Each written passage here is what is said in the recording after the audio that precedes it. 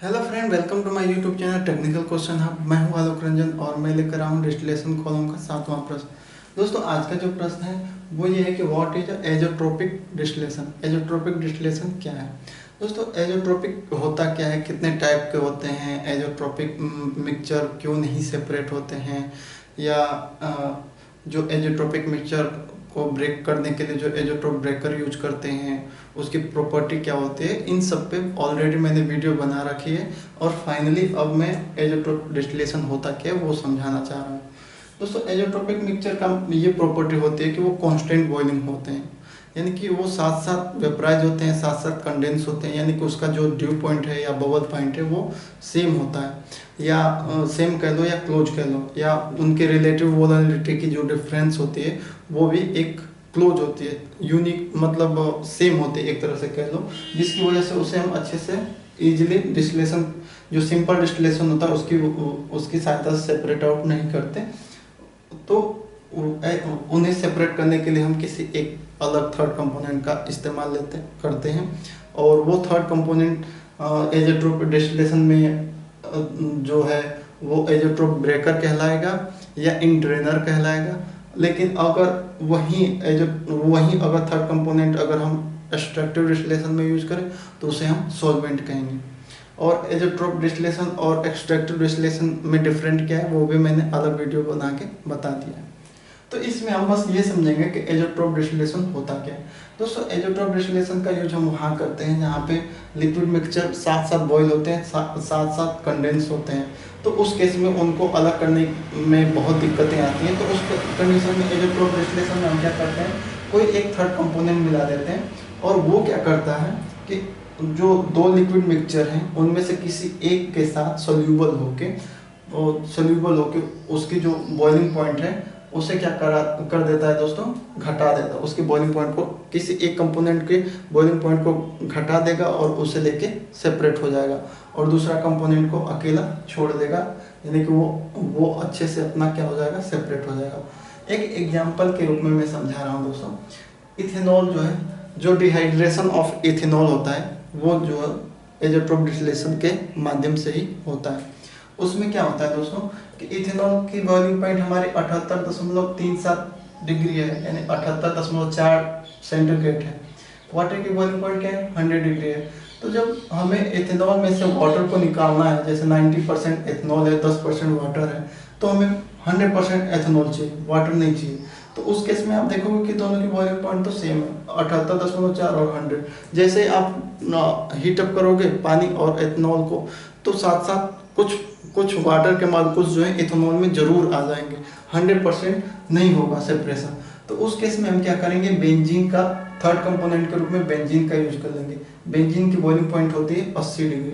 तो ये बेंजीन क्या करेगी, बेंजीन जो करेगी कि वाटर के साथ क्या होगी, मिसिबल होके इसकी जो बॉइलिंग पॉइंट है, वाटर के जो बॉइलिंग पॉइंट है उसको घटा देगी, और उसके साथ जो जब बेंजीन और वाटर दोनों एक साथ मिलेंगे तो ओवरऑल उनका जो टेम्परेचर, न्यू एजोट्रोप का टेम्परेचर जो हो जाएगा वो हो जाएगा 78.4 डिग्री, और 78.2 डिग्री हो जाता है। यहाँ पे 78.2 डिग्री हमारे न्यू एजोट्रोप का हो जाता है, सॉरी ये ट्रू है दोस्तों।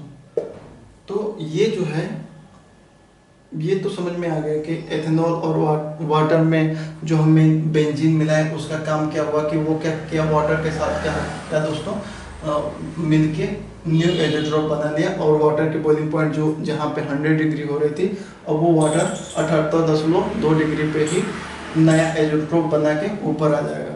तो अब हम क्या करते हैं, ये तो हो गई एजोट्रोप की, न्यू एजोट्रोप की बात। अब इसमें टावर से समझते हैं।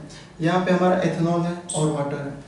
एथेनॉल और वाटर को हम जैसे इस टावर में फिट किए, और तो हमारी क्या होगी दोस्तों, एथेनॉल और वाटर दोनों की वेपर ऊपर उठेंगी।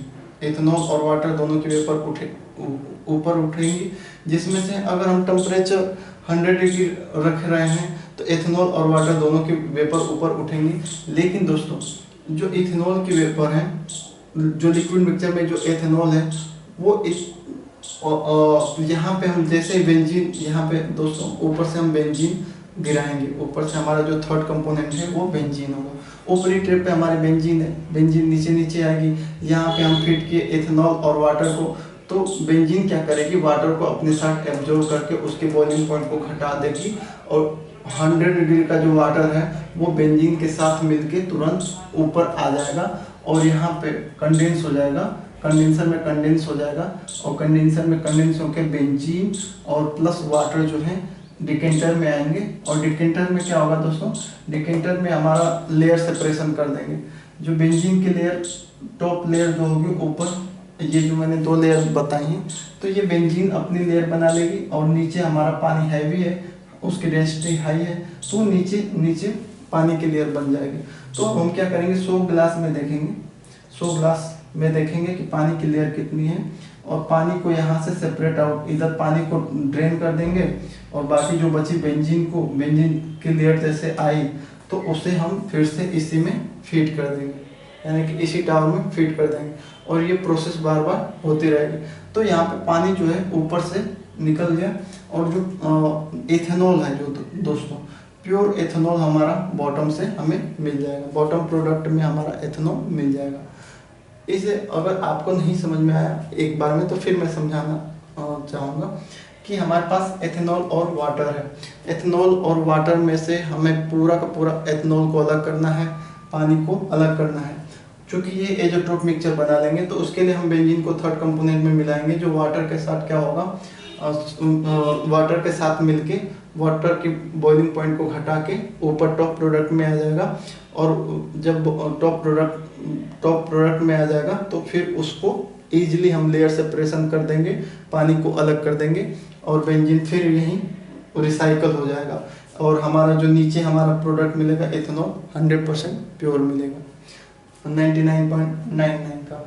तो एजोट्रोप डिस्टिलेशन का सबसे इजी एग्जाम्पल यही है दोस्तों। अगर आपको इसमें से कोई और समझना है कि किसी और एग्जाम्पल के थ्रू अगर ये ना समझ में आए तो प्लीज़ कमेंट बॉक्स में लिखिए, चैनल को सब्सक्राइब कीजिए। Thanks for watching. जय हिंद दोस्तों।